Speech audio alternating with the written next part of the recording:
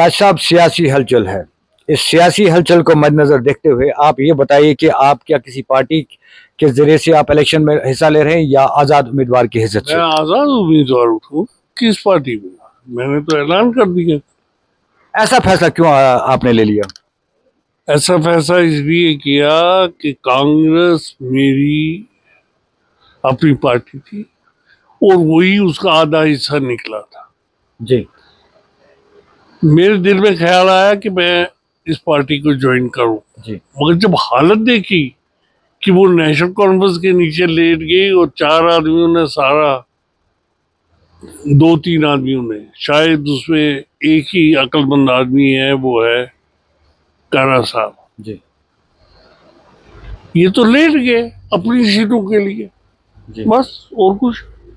बात करने के लिए मौजूद है ताज मदीन, जो कि इस वक्त उड़ी हल्के से इंडिपेंडेंट कैंडिडेट की और इंतखाबात में हिस्सा लेने जा रहे हैं। आज इनसे हम कुछ सवालात करेंगे। ताज साहब, आपको हमारी चैनल में आपका खैर मुकदम है। जी, बहुत बहुत शुक्रिया। ताज साहब, ये बताइए कि इस वक्त जो सियासी हलचल जो यहाँ पे चल रही है, इस जमीन में आपका क्या कहना रहेगा? देखिए, इलेक्शन है तो सियासी हलचल होगी। इलेक्शन का नाम ही है हलचल है। 10 साल तो के बाद ताज साहब यहाँ पे इंतखाबात हो रहे हैं, कैसा रद्द-ए-अमल रहेगा? वो बड़ी बात है। लोग इस इलेक्शन के इंतजार में बैठे थे। उनमें जो लावा है वो निकलेगा। वो किसके खिलाफ जाता है अल्लाह जाने। जहां हम बात करेंगे कि जिस तरीके से आप आज़ाद पार्टी से मुंसलिक थे, उसके बाद आपने आप इंडिपेंडेंट कैंडिडेट के हिदे में आपने फैसला किया कि आप यहाँ से उठेंगे, तो ये फैसला आपको क्यों करना पड़ा? देखिए, आजाद साहब एक शरीफुल नफ्स आदमी, जी उन पे खामखा दाग लगा दिया गया जी बीजेपी का। जी बी टीम, सी टीम, मैं आपको कसम खा के कहता हूँ कि कोई ताल्लुक नहीं। मगर दाग लगा। वो कश्मीर में दाग लगना जो है बहुत बुरी बुरी बात है। तो ऐसा क्यों ताज साहब, मतलब जिस तरीके से आप कह रहे हैं कि ए टीम, बी टीम, सी टीम, ऐसा क्यों लोगों ने ऐसा क्यों बताया? इसलिए कि मोदी साहब की और आजाद साहब की वो जो गुफ्तगू और उसके बाद इनका मेंबर बनना वन नेशन वन इलेक्शन का, जी। बस वही है। तो ताज साहब, अगर हम बात करेंगे कि इस वक्त उड़ी हल्के में जिस तरीके से हम देखते हैं कि या नेशनल कॉन्फ्रेंस या इस वक्त आप हो, क्योंकि कांग्रेस और ये नेशनल कॉन्फ्रेंस का अलायंस है, तो यहाँ उड़ी हल्के की अगर हम बात करेंगे कि नेशनल कॉन्फ्रेंस के खिलाफ, मतलब इस वक्त जो है आप ही एक इंडिपेंडेंट कैंडिडेट है, तो आपको क्या लगता है कि किस तरीके से आप इस वक्त उड़ी की सियासत को यहाँ पे देख रहे हैं? अब हमारे ही करेंगी रोशनी का फैसला। जिस दिए में जान होगी वो दिया रह जाएगा। इसमें क्या है? जी मैं नहीं कहूँगा मैं जीता, वो कहता है मैं जीता, तो वो मैं उसमें हार जीत पे। पब्लिक ने फैसला करना है। पब्लिक जिसके हक में फैसला करेगी वो ठीक होगा। साहब, कहीं तंजीमें जो आपकी मुखालिफ तंजीमें हैं ये कर रही है कि नेशनल कॉन्फ्रेंस पे भी इल्ज़ाम लगा रही है और कांग्रेस पे भी इल्ज़ाम लगा रही है। अगर क्या आपके पास यहाँ पे 3 पावर प्रोजेक्ट्स थे, तो यहाँ के अवाम को क्यों नहीं उससे राहत नसीब हुई? मैं आपसे जी 2014 में एक एग्रीमेंट हुआ जी एनसी की तरफ से, और वो नक्शे मेरे पास पड़े हैं, आप देख सकते हैं, मगर वो जीटी शीट्स हैं, रेस्ट्रिक्टेड हैं, आप उसके फोटो नहीं उठा सकते। तय हो गया कि 5% ये जो है हम 200 यूनिट फ्री बिजली देंगे हर घर, फ्री ऑफ कॉस्ट, जी 5 किलोमीटर के अंदर आए। जी उसके नक्शे बने। 2014 में हुकूमत गिरी, वो पलट के, अब मैं कह रहा हूँ। तो उसके बाद एटलीस्ट, मतलब आप भी मिनिस्टर रह चुके हैं, क्या आपकी आवाज़ मतलब उस ऐवान तक नहीं पहुंची कि इन लोगों का जो हक था, इन लोगों का हक जो मारा गया है, कि इसके बारे में आपका क्या कहना है? आई वॉज नो बडी। जब तक मिनिस्टर था तब तक ये किया, तब मैंने 900 करोड़ रुपया वसूल किया। हर साल वो 900 करोड़ रुपए बढ़ रहे हैं। लोगों की इस वक्त नाराजगी जो लोग जो नाराजगी अपनी जता रहे हैं किस बात पे? ये है कि हमारे पास अगर रिसोर्सेज थे, अगर यहाँ पे अरे टूरिज्म था। रिसोर्सेज से वो टैप किससे किए? जी टैप किसने की? नक्शे किस बात पे बने? मैं अभी आपको नक्शे दिखाऊंगा, जो रेस्ट्रिक्टेड शीट्स हैं वो दिखाऊंगा आपको। जीटी शीट्स उस पर मार्क किया हुआ है कि 5 किलोमीटर कहाँ है। तो साहब यहाँ की आवाम ने आपको ये भी कहा था कि इस बार के आप कांग्रेस पार्टी ही ज्वाइन करें, लेकिन अब आप इंडिपेंडेंट कैंडिडेट हो रहे हैं, क्या वजह रही कि आपने कांग्रेस को भी खैराबाद किया? देखिए, कांग्रेस पार्टी वो कांग्रेस पार्टी नहीं है। जी कुछ अफराद ने अपने जाती मकासद के लिए इसको इस्तेमाल किया। वर्कर्स का कोई ख्याल नहीं। चंद लीडर ने अपनी सीटें महफूज कर ली और एग्रीमेंट कर ली, तो उसका आएगा, सामने नजर आ जाएगा कौन कितना पानी में।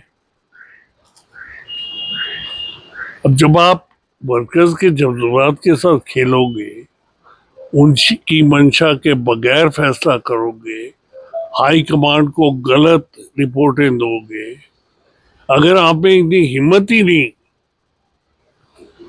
जी कि आप खुद इलेक्शन लड़ सके, तो ये पार्टी किसके लिए है? आप बताइए, पार्टी बनाई किस लिए? पार्टी होती है इलेक्शन के लिए, मकसद होता है हुकूमत। और तो पार्टी कोई दिखावा तो नहीं है, शोकेस तो नहीं है उस शेकोर्स पे सिजा के आप रख दो। मेन मकसद क्या है? हुकूमत बनानी, एमएलए बनानी, यही है ना। जी और अगर अलाउ करेंगे तो डीडीसी मेंबरान बनाने और दूसरे बनाने। जी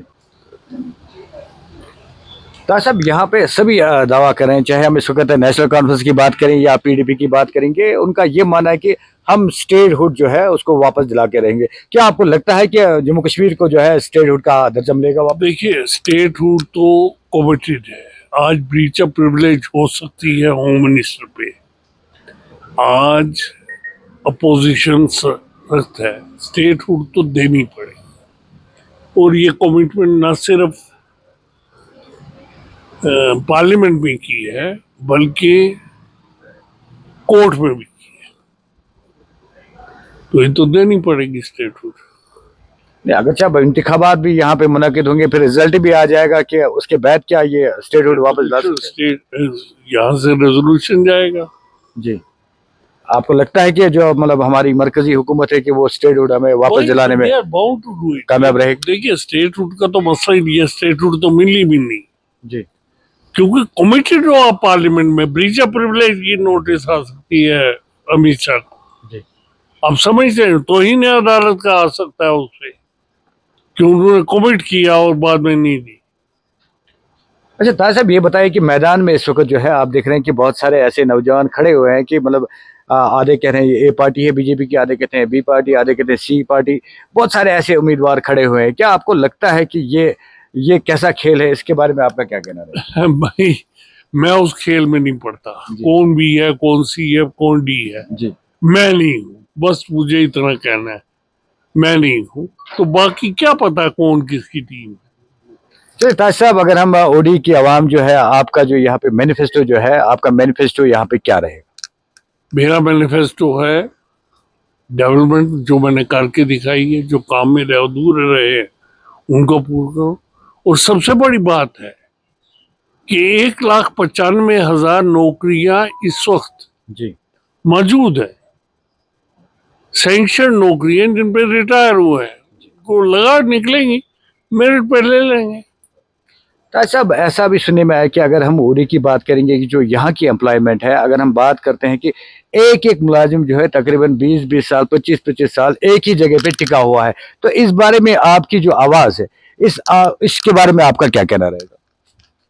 देखिए, मुलाजमों की तो होती है ट्रांसफर, जी तो यहाँ मुझे पे ओडी नहीं में क्यों दिखता, नहीं? मुझे दिखता है कि सिर्फ पीएचई में जी ये मामला है, जी और किसी में नहीं।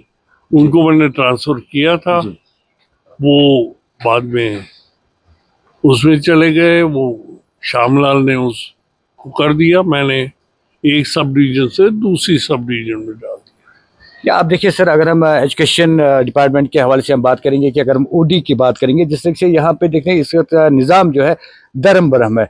आप देखिए जो एम्प्लॉयज़ है इधर के उधर, उधर के इधर, जबकि ओडी के ही एम्प्लॉयज़ अपने स्कूलों में होने चाहिए। इस बारे में आपका क्या कहना रहे? देखिए ये एक लेवल तक है। आरटी टीचर्स जो लगे जी वो हल्के में लगे, जी वो हल्के में लगे, वो वही, उन्होंने रहना ही वही है क्योंकि कन्वीनियंस चाहते थे। हम कन्वीनियंस चाहते थे कि वो पहुंच जाए ड्यूटी। स्कूल टीचर तो रहेंगे, आप मास्टर ग्रेड जिस वक्त हो जाता है और टीचर कोई बन जाता है उसकी ट्रांसफर होती है। आखिर पर ताज साहब आपसे दो सवाल पूछना चाहूँगा कि जिस तरह से आप देख रहे हैं कि जम्मू कश्मीर में अब जमात इस्लामी भी इलेक्शन लड़ने जा रही है, इस ज़मीन में आपका क्या कहना रहेगा? देखिए वेलकम स्टेप है, हर किसी को लड़ने की इजाजत है। खासतौर में जमात इस्लामी की बात कर रहा हूँ आपसे। अरे लड़े इलेक्शन, जब हिंदुस्तान का इलाक मंजूर करेंगे जी तो हमें क्या एतराज है वो किस पार्टी से, इस्लाम के। ताज साहब, क्या आपको लगता है कि इससे पहले इनको इलाका ये कबूल नहीं था? ये नहीं इलाक कबूल करते थे, कहते थे जी डिस्प्यूटेड है। जी। तो अब अगर करते हैं तो खुश आएंगे। तो इंजीनियर रशीद की अगर हम बात करेंगे कि उस लहर को आप किस तरीके से देख रहे हैं, क्या इस वक्त भी जो है, इस वक्त जो है असेंबली इलेक्शन होने जा रहे हैं, क्या इस वक्त वो लहर जो है इस असेंबली इंतखाबात पे भी हावी हो सकती है?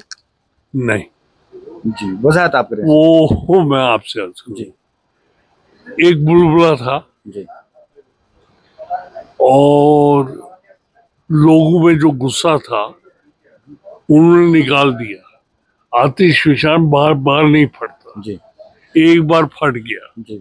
अब नहीं फटेगा। तो ताज साहब, आप भी क्या समझते हैं कि ये वोट जो है ये जज्बाती वोट था?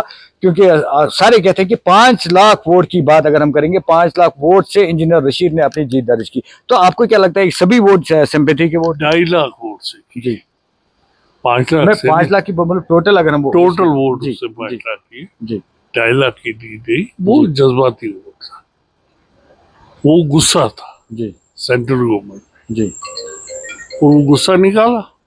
अच्छा, आपको लगता है कि जम्मू कश्मीर की आवाम ने ये गुस्सा निकाला? गुस्सा निकाला। तो अब की बार आपको क्या लगता है? हाँ, आपकी बात ठूस अब की बार आपको कुछ नहीं लग रहा है? नहीं, बिल्कुल। चलिए, ये थे हमारे साथ ताज मदीन, जिन्होंने आज असेंबली इलेक्शन के हवाले से हमारे साथ कुछ सवाल के जवाब दिए। ताज साहब, आपका हमारे चैनल में आपका बात करने के लिए बहुत बहुत शुक्रिया। Thank you. Thank you.